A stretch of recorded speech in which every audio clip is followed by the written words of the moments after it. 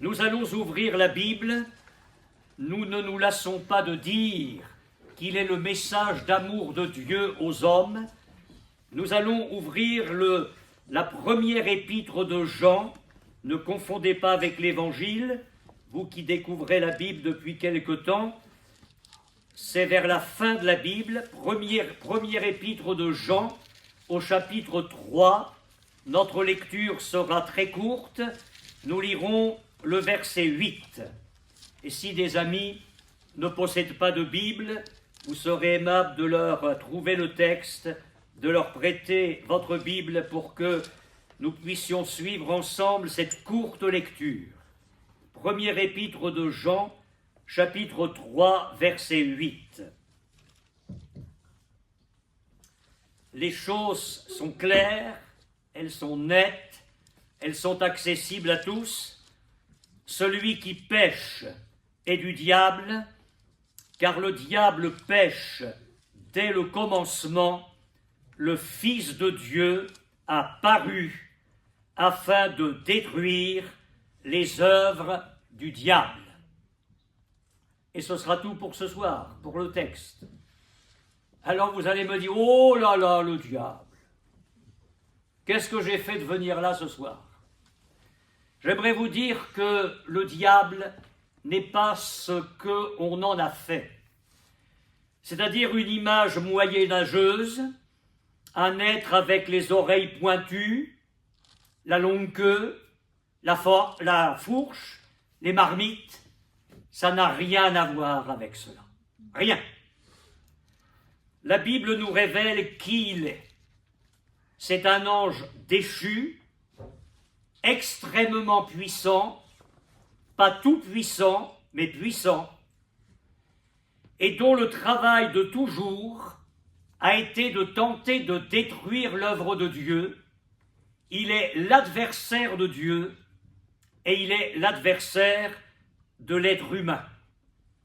Vous vous rendez compte que la réalité est bien au-delà de ce que nous avons pu faire comme caricature du diable. Alors quelles sont ses œuvres? Puisque la Bible dit que Jésus est venu détruire ces œuvres-là. Quelles sont ces œuvres? Dès les premières pages de la Bible, nous nous rendons compte que l'action du diable dans l'esprit de l'être humain, ça a été de le détourner de Dieu, de rompre avec Dieu. Je n'ai pas besoin de Dieu pour être heureux. Je résume, mais c'était ça. Je peux faire ma vie sans lui. Je peux connaître le bonheur, je peux connaître la réussite sans Dieu. Vivre sous la loi de Dieu, c'est une catastrophe. Je pense que si je me libère de tout ça, alors je vais connaître la vraie vie. Voilà ce qu'il a insufflé dans le cœur du premier être humain. Et malheureusement, ça a marché. Et la Bible appelle cela le péché. Et nous l'avons lu très simplement, celui qui pêche est du diable. Et si je vous avais amené à lire quelques lignes plus haut, on aurait lu que le péché est la transgression de la loi de Dieu. D'ailleurs, il faut savoir que le mot diable signifie celui qui divise, qui désunit. Et dès le départ de l'humanité, il a réussi cela, à couper l'être humain de Dieu. Vous croyez que les choses ont changé? Quand le chrétien arrive vers un ami avec un petit traité pour l'inviter à une réunion comme ce soir, on ne me parle pas du bon Dieu. Alors on essaie de parler de Jésus. Ah, s'il te plaît, tu ne me parles pas de tout ça. C'est des bondieuseries, je n'ai pas besoin de tout ça dans ma vie. Ça n'a pas changé. Ça n'a pas changé. Alors quelles sont les œuvres du diable?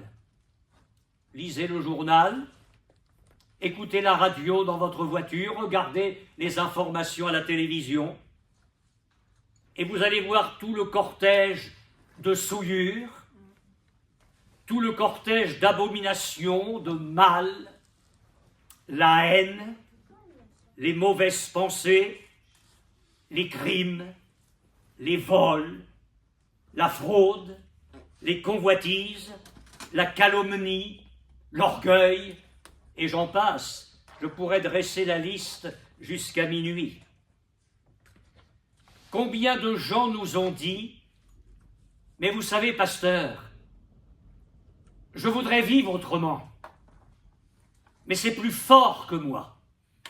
C'est plus fort que moi. » Des gens m'ont dit « Mais c'est comme quelque chose qui me pousse à faire le mal. Je voudrais changer de vie, mais quelque chose me domine. » Jésus a dit « Celui qui se livre au péché est esclave du péché. » Alors prenons les choses dans le domaine d'une vie personnelle. Vous avez des vies qui sont ruinées par le dérèglement, des vies sont ravagées par l'alcool. Ne me dites pas que ce n'est pas vrai. Des vies sont ravagées par la drogue. Des vies sont ravagées par toutes sortes de passions. Nous avons vu arriver dans nos réunions à Nancy un jeune homme. Quand on a vu la mise extérieure, on s'est rendu compte qu'il n'allait pas très bien. C'était un jeune homme qui était esclave de la cocaïne et de l'héroïne. Il en prenait lui-même, il en vendait, c'était un dealer. Et il nous expliquait qu'un jour, après avoir consommé de la cocaïne et de l'héroïne avec un copain, il se promenait dans les rues de Paris et à un moment donné, le paysage parisien a changé complètement. Et tous les deux ont vu la même chose, sous l'effet de la drogue. Je vous dirai après ce qui s'est passé pour ce garçon-là. Mais tant de vies sur le plan personnel sont ravagées de cette manière-là. On pourrait parler des foyers brisés, enfants, adolescents, déchirés entre papa et maman. Papa est parti avec une autre femme, maman est partie avec un autre homme, et on pourrait parler des enfants comme des enfants de la déchirure, les foyers ruinés par l'adultère, par la violence conjugale. Ne me dites pas que le monde est un paradis. Nous pourrions parler alors, sur une plus grande échelle, des sociétés abîmées par le mal.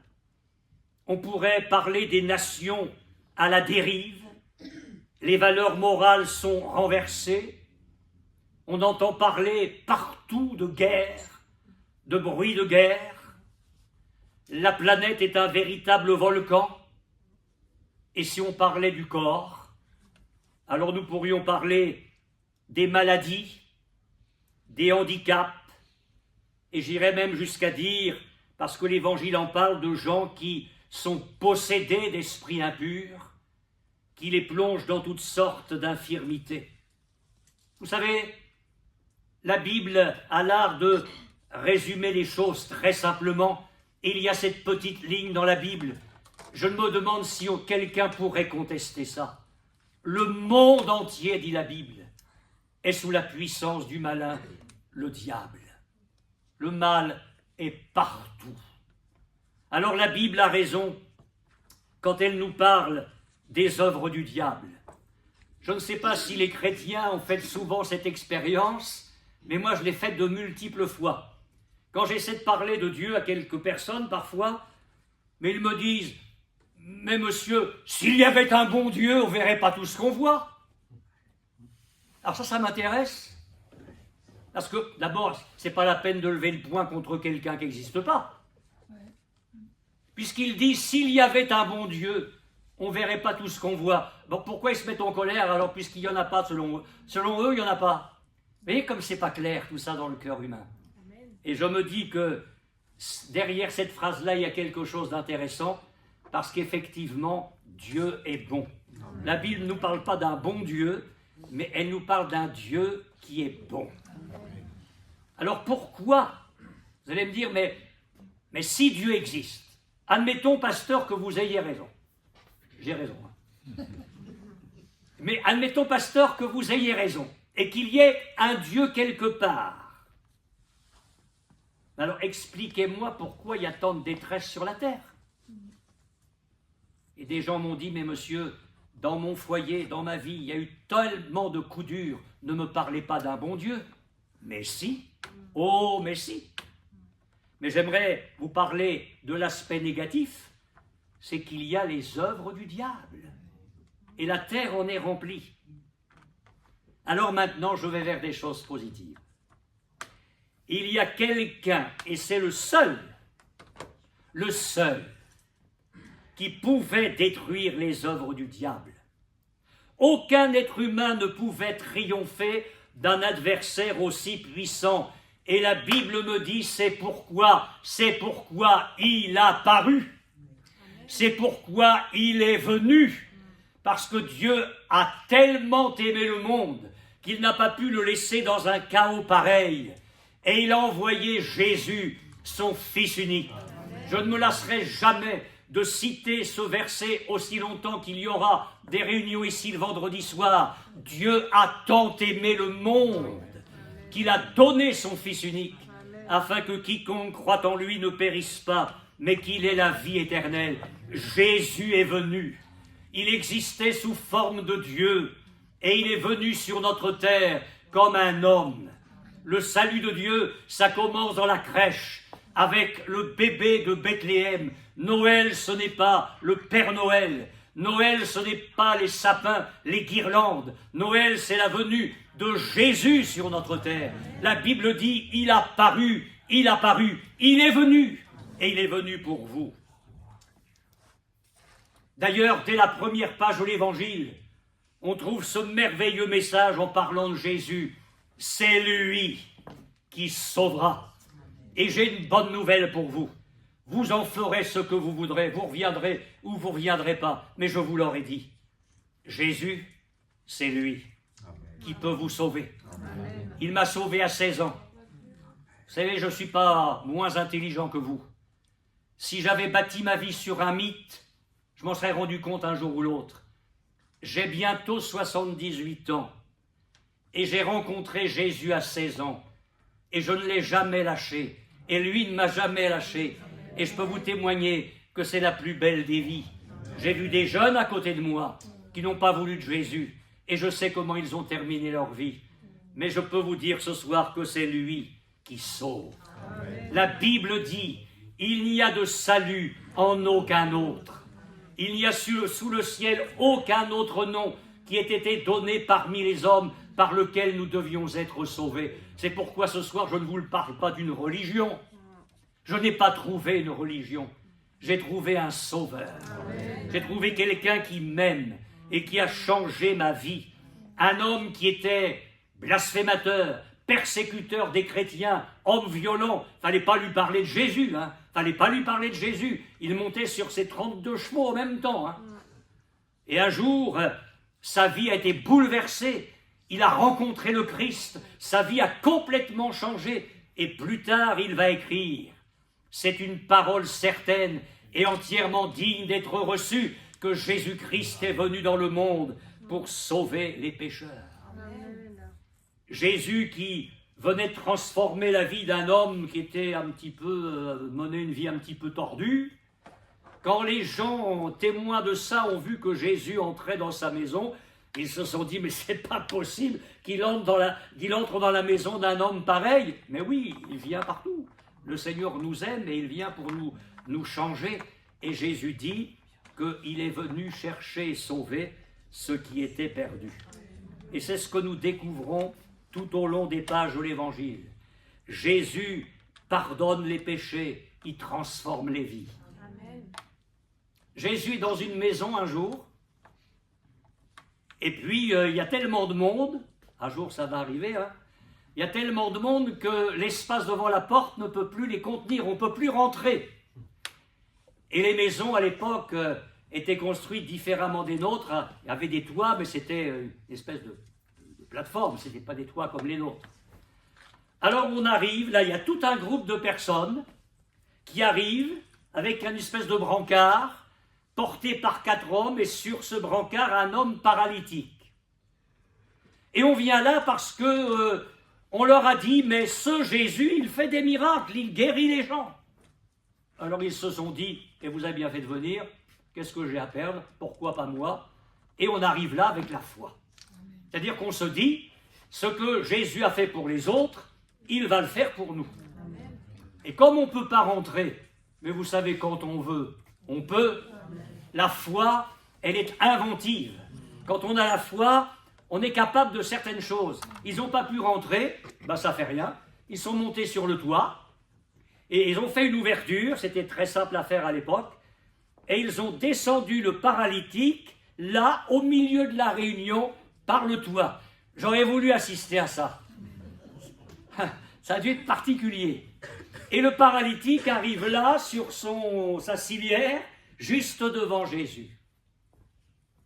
Et Jésus lui dit, « Homme, tes péchés sont pardonnés. » Mais il n'est pas venu pour ça. Il n'est pas venu pour ça. Il est venu parce qu'il est paralytique. Oui, mais Jésus va s'occuper de l'essentiel. Parce que à quoi ça sert d'être paralytique guéri si c'est pour finir en enfer? Alors Jésus va s'occuper d'abord du mal le plus profond, le péché. Et il va commencer par pardonner les péchés de cet homme. Et là, dans l'auditoire, ça grince. Parce qu'il y a des gens religieux, des chefs religieux. Alors là, Jésus est en train de bousculer tous les cordes. Hein. On dirait dans un langage très moderne, il pousse tous les curseurs. Les chefs religieux se disent comment ça, il pardonne les péchés. Mais il n'y en a qu'un qui peut pardonner les péchés, c'est Dieu. Et ils ont raison. Mais comme Jésus est Dieu, il pardonne les péchés. Amen. Et Jésus lit dans les pensées. Ils n'ont pas osé dire ces choses-là à voix haute, mais Jésus les a lues dans leur cœur. Et ce soir, je ne sais pas ce que vous êtes en train de penser pendant que je prêche, mais Jésus le sait. Lui, il le sait. Alors, comme Jésus connaissait leurs pensées, il leur a dit, écoutez, qu'est-ce qui est le plus facile? De dire à cet homme-là, tes péchés sont pardonnés, ou de lui dire, lève-toi, prends ton lit et va dans ta maison. Et là, il n'y a pas eu de réponse, parce que pour eux, c'était aussi difficile l'un que l'autre. Non seulement il ne se serait pas permis de dire, tes péchés sont pardonnés, mais il n'avait aucune puissance pour dire à cet homme, lève-toi et marche. Et Jésus leur a dit, afin que vous sachiez que moi, le Fils de l'homme, j'ai sur la terre le pouvoir de pardonner les péchés. Lève-toi, dit-il au paralytique, prends ton lit et va dans ta maison. Et c'est ce qui s'est passé instantanément, mes amis. La force divine est entrée dans le corps de ce paralytique et il s'est levé instantanément. Jésus transforme les vies, il guérit les maladies, il chasse les démons. La Bible dit qu'il allait de lieu en lieu, faisant du bien et guérissant tous ceux qui étaient sous l'empire du diable. Comment Jésus a-t-il détruit les œuvres du diable? Oh, tout simplement, en mourant sur la croix à notre place.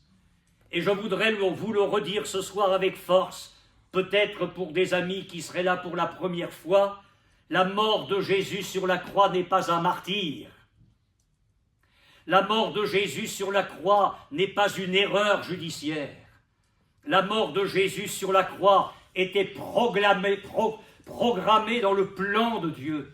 Jésus est venu sur la terre, mourir sur la croix, pour expier nos péchés et pour porter nos maladies. La Bible dit, et je le proclame ce soir si vous êtes malade, que dans les meurtrissures de Jésus, nous avons été guéris. La Bible dit que Jésus s'est chargé de nos maladies et de nos infirmités. Il a dit en parlant de sa victoire sur la croix que le prince de ce monde, le diable, serait jeté dehors. Même si le diable est fort, comme je l'ai dit au début de cette réunion, Jésus est le plus fort et il triomphe de lui. Jésus est mort sur la croix pour nos péchés, pour nos maladies, pour notre délivrance. Le Fils de Dieu a paru afin de détruire les œuvres du diable. Et il veut le faire dans ta vie. Alors ce mot « détruire » est très fort. Parce que dans la Bible, écoutez bien, il a le sens de dissoudre, désagréger, désintégrer. On pourrait dire que Jésus est venu afin de désintégrer les œuvres du diable. Et moi, je vois là comme l'image d'une espèce de gros bloc qui peut être devant nous. Et Jésus est venu avec sa puissance comme une véritable dynamite, capable de détruire, de désagréger, de dissoudre les œuvres du diable. Je ne sais pas quel est le problème de ta vie. Je ne sais pas s'il se dresse devant toi comme un bloc énorme, qui pèse, qui te barre la route, qui t'empoisonne. Je voudrais te dire la bonne nouvelle ce soir. Jésus est venu pour dissoudre, désagréger, désintégrer les œuvres du diable. Le mot signifie rompre, briser. Et j'y vois là l'image de chaîne qui peut faire de quelqu'un un prisonnier. J'ai parlé tout à l'heure de la drogue, j'ai parlé de l'alcool, on pourrait parler de la violence, on pourrait parler du jeu, on pourrait parler de toutes ces chaînes qui lient l'être humain. Jésus est venu rompre, briser tout cela. Et on a vu des gens se tourner vers Jésus en disant « Jésus, sauve-moi, change ma vie, délivre-moi ». Et Jésus l'a fait. Il est venu détruire les œuvres du diable. Le mot veut dire mettre fin, achever, terminer. C'est-à-dire qu'avec Jésus, ce soir, tu peux dire enfin, c'est fini. Quelque chose de nouveau va commencer. Ça va être l'arrêt du mal, ça va être une vie nouvelle. Jésus a parlé de ça à quelqu'un, un chef religieux. Il lui a dit, écoute, il faut que vous naissiez de nouveau. Jésus ne te propose pas ce soir une amélioration, un petit peu de vernis sur ta vie pour que ce soit moins terne. Il peut te bouleverser de fond en comble et te faire connaître la paix de Dieu, la joie de Dieu, la pureté de Dieu, la liberté de Dieu. Il est venu rompre, il est venu briser, il est venu affranchir. Il a dit, si moi, le Fils de Dieu, je vous affranchis, vous serez réellement libres. Alors une question. Vous allez me dire, pasteur, si tout ça c'était vrai, alors vous n'auriez pas dressé un portrait ou un bilan aussi terrible du monde comme vous l'avez fait au début. Puisque vous dites que votre Jésus est venu détruire les œuvres du diable, comment ça se fait que le monde est dans cet état-là? J'ai deux réponses. La première, soit des multitudes de gens ignorent la vérité. Ils ont leur religion, leur philosophie, leur morale, leur secte ou leur athéisme, mais ils ignorent l'évangile. Et le mot évangile signifie bonne nouvelle. Ils ne savent pas que Jésus est venu pour s'occuper d'eux et les sauver. C'est mon premier élément de réponse. Le deuxième, c'est que s'ils le savent, beaucoup le repoussent. Ils n'en veulent pas. Mais pour tous ceux qui veulent croire en Jésus, pour tous ceux qui veulent recevoir Jésus dans leur vie comme Sauveur et Seigneur, alors ceux-là connaissent une vie nouvelle. Jésus se trouve un jour dans une synagogue des Juifs. Et il y a là une petite femme, courbée en deux.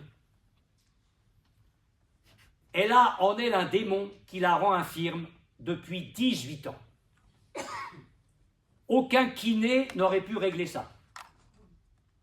Parce qu'il y avait une puissance mauvaise dans sa vie qui la rendait infirme. Vous imaginez une femme courbée en deux pendant 18 ans. Et Jésus va s'adresser à cette femme pour lui apporter une parole de délivrance parce que lui, Jésus, est venu détruire les œuvres du diable. Et il dit à cette femme, « Femme, tu es délivrée de ton infirmité. » Il pose ses mains sur elle. la puissance de Dieu agit dans le corps de cette femme et elle se redresse instantanément. Je ne sais pas si vous avez des problèmes de cervicales, des problèmes de colonne vertébrale, des problèmes de sciatique. Je ne sais pas ce qui peut se passer dans votre corps ce soir. Je sais une chose, c'est que Jésus guérit et que Jésus guérit parfaitement. Un jour, on amène à Jésus un homme sourd-muet.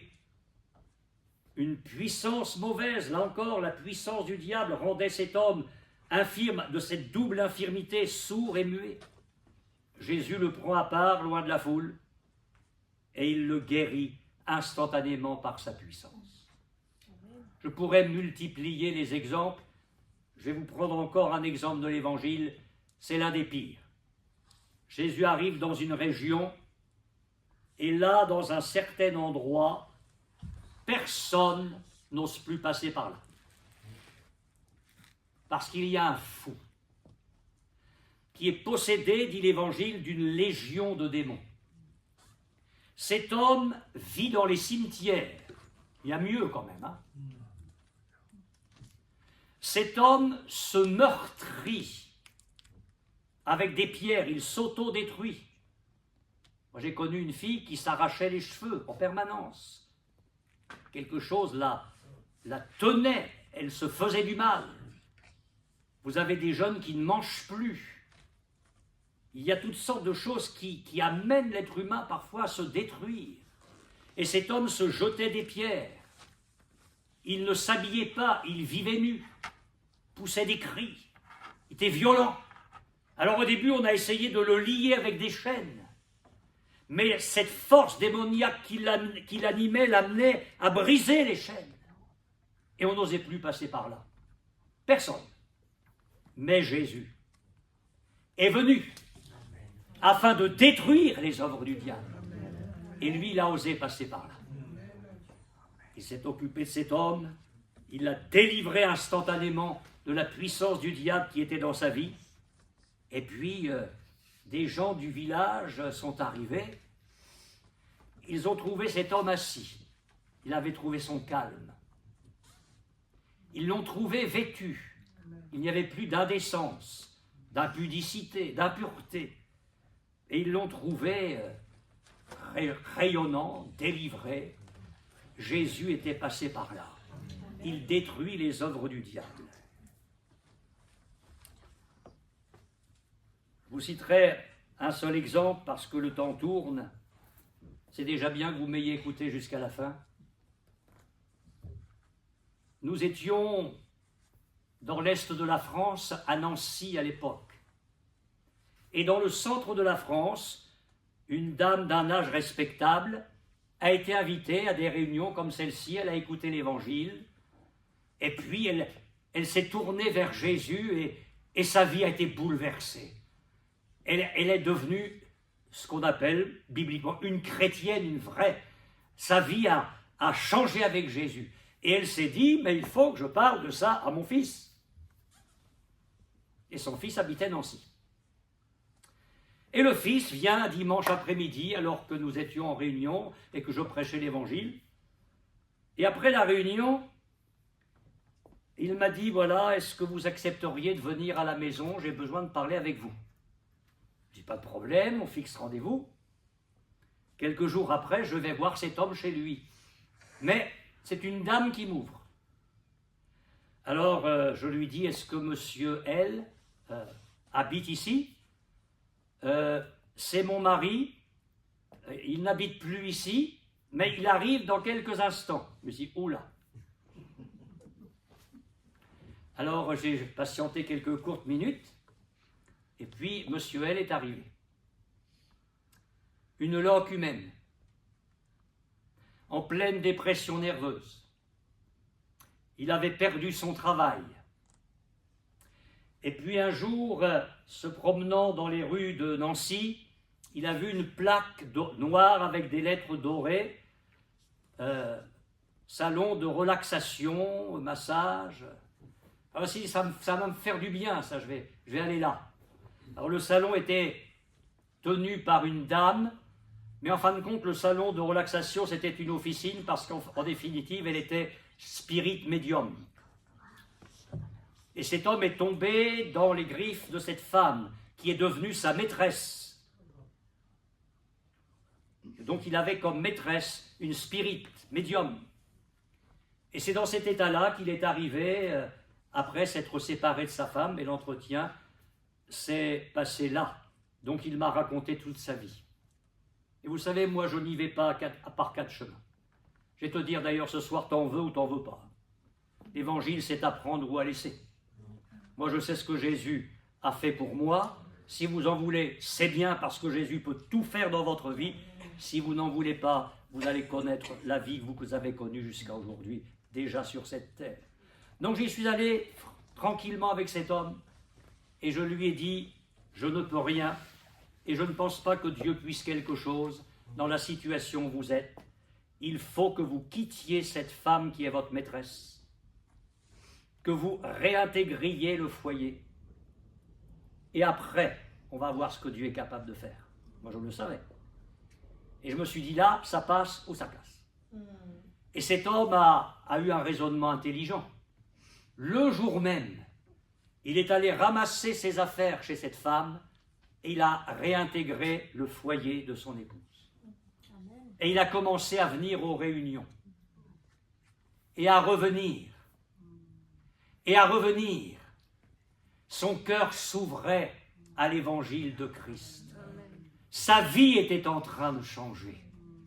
Il a compris que Jésus pouvait changer sa vie, pardonner ses péchés, le libérer de sa misère. Jésus a commencé à reconstruire sa vie. Et sa femme a dit, bon, faut que j'aille voir quand même où il met les pieds. Alors elle est venue. Elle est revenue. Elle est revenue. Et elle aussi a ouvert son cœur à Jésus. Et Dieu a complètement changé le foyer. Dieu a fait de ce foyer-là un foyer de chrétiens, un couple magnifique. Il y avait Véronique et Dominique, des adolescents. Et Véronique était tellement perturbée par le foyer de ses parents qui avaient volé en éclats que cette belle jeune fille bégayait. Mais ils se sont dit, les deux, mais on va quand même aller voir où papa et maman ont mis les pieds, parce que ça a l'air de changer à la maison. Alors on a vu Véronique et Dominique arriver aux réunions. Et ces deux jeunes ont écouté l'évangile. Ils sont revenus écouter l'évangile. Ils ont compris que ce que Dieu avait fait pour papa et maman, il pouvait le faire aussi pour eux. Ils se sont magnifiquement tournés vers Jésus. Et on a eu la joie de voir les 4 se donner au Seigneur et être ajoutés à l'assemblée de Nancy. Amen. Jésus est venu détruire les œuvres du diable. Et j'ai pensé à vous parler de mon brave jeune qui, avec son copain, était sous l'héroïne et la cocaïne.